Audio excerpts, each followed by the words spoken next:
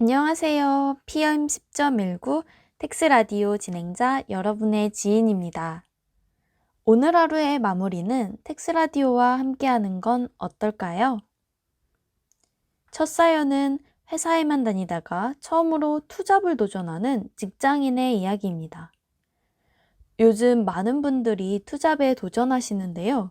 오늘의 주인공은 어떤 고민을 가지고 있을지 함께 들어보시죠. 안녕하세요. 저는 동그라미 회사에 다니고 있는 직장인입니다. 작년에 처음 유튜브를 시작했습니다.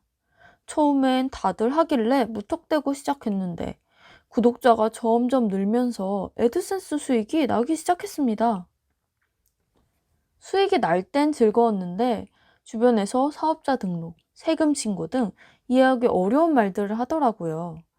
무엇보다 5월에 종합소득세 신고를 해야 한다고 합니다. 2월에는 현재 다니는 회사에서 연말정산을 했습니다. 제가 올해 추가로 세금 신고를 해야 할까요? 네, 청취자님 사연 잘 들었습니다. 연말정산 이외에 직접 소득 신고를 해야 한다는 점에서 청취자님의 많은 혼란이 느껴지는데요. 요즘 투잡, N잡이 많아지다 보니 이런 고민을 하시는 분들이 많아진 것 같습니다. 먼저 결론부터 말씀드리자면 5월에 종합소득세 신고를 하셔야 합니다. 그렇다면 종합소득세 신고는 무엇인지, 연말정산을 했는데 왜 또 세금 신고를 해야 하는지 알아보겠습니다. 여러분은 종합이라는 말을 들으면 어떤가요? 하나가 아니라 여러 개가 합쳐진 것 같습니다. 맞습니다. 종합소득세 신고는 여러 개의 소득을 합쳐서 하나의 신고를 한다는 의미입니다. 종합소득에 들어가는 소득의 종류는 6가지가 있습니다.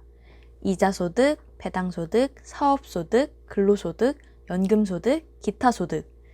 이 6가지가 모여 종합소득을 이루게 됩니다. 여기까지 들었을 때 아직도 꺼지지 않는 의문이 있으실 겁니다. 그럼 연말정산은 연말정산대로, 사업소득은 사업소득대로 신고하면 되는데 왜 합쳐서 다시 해야 할지에 대해 말입니다. 이 의문을 해결하기 위해서는 종합소득세율이 단일세율이 아닌 누진세율이라는 것을 이해해야 합니다. 단일세율이란 세금을 부과할 대상이 무엇인지, 소득이 얼마인지 등의 영향을 받지 않고 모두 하나의 세율을 적용하는 것입니다. 대표적인 예로 부가가치세가 있습니다. 우리가 곰돌이 인형을 한 개 살 때 인형 안에는 10%의 부가가치세가 들어있습니다.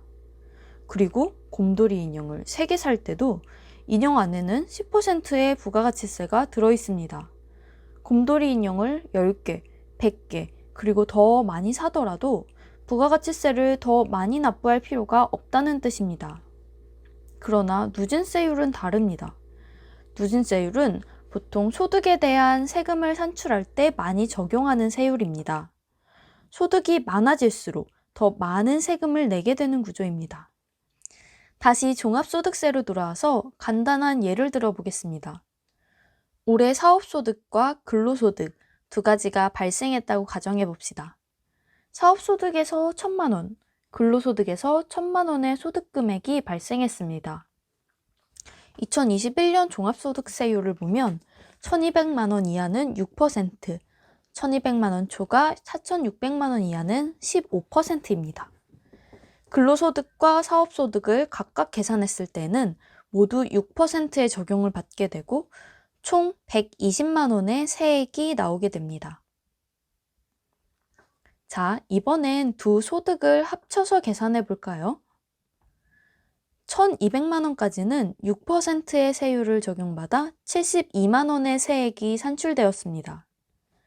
1,200만 원을 초과하는 800만 원은 6%의 세율이 아닌 15%의 세율을 적용받게 됩니다. 따라서 총 192만 원의 세액이 산출되었습니다. 이와 같이 소득세는 누진세율이기 때문에 한 가지 이상 소득이 발생하였을 때는 모든 소득을 합쳐서 종합소득세 신고가 필요합니다. 오늘 어떠셨나요?